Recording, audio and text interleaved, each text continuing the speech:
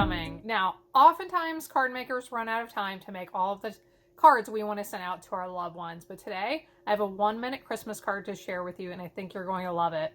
With easy card designs like this, there is no reason you can't make up all the cards you want to for the people on your mailing list. Let's take a look at it.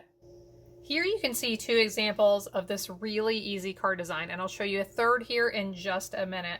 Now, by using different colors, different papers, you can get a lot of different looks with this. These cards feature some really large greeting stamps, which I absolutely love. When you use a really large greeting stamp, it really takes away from the time and effort you need to spend adding other decoration to your project. So the large stamp on the front comes from this Thinking Thanks and Peace stamp set. I just love these large stamps here. I've removed this one, you can see, but you can see this large Thinking of You stamp. I love this big, huge Sending Thanks stamp. And then I will use a stamp from this set on the inside as well, this Merry Christmas to You one. So for the dimensions for this card, you can click on the link in the video description below to get that. But all we need is a strip of designer paper. We need our card base. We need a very thin strip of something, and I decided to use either some specialty paper or something with some foil accents on it for this on each of the cards, just to add a little bit of interest, and our piece to stamp our greeting onto. So for this card, I'm using some shaded spruce ink. And when I saw these large stamps, I just fell in love with them because, like I said, when you use a large stamp on your project, it really takes away from the time you need to spend on everything else. Now, I have been doing this on a lot of these. I don't get the full stamp, which means I'm not doing a very good job of pressing all over. If I was using my Stamparatus, I would not have that problem. Would I? I know somebody out there is saying that to me.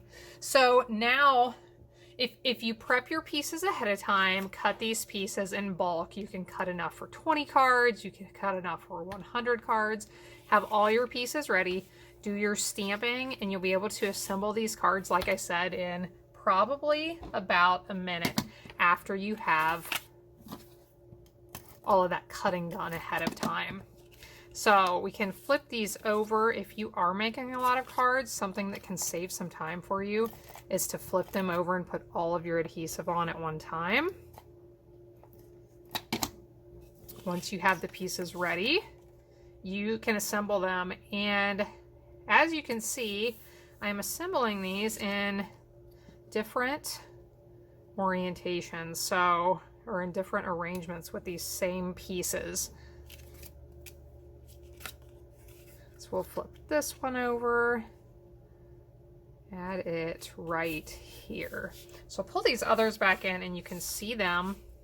Now I did prep a piece for the inside of this. I just stamped that Merry Christmas to You, so I'll insert that on the inside. But here you can see 3 of these cards that use the same pieces, the same measurements. You can assemble them in different ways to give your recipients one-of-a-kind cards and save yourself some time in the process. So I hope you enjoyed this. Please like and subscribe to my channel. You can get links to the products I used in the description below. Hope you have a blessed day, and I hope to see you again next time when I'll be here helping you to hand make with love.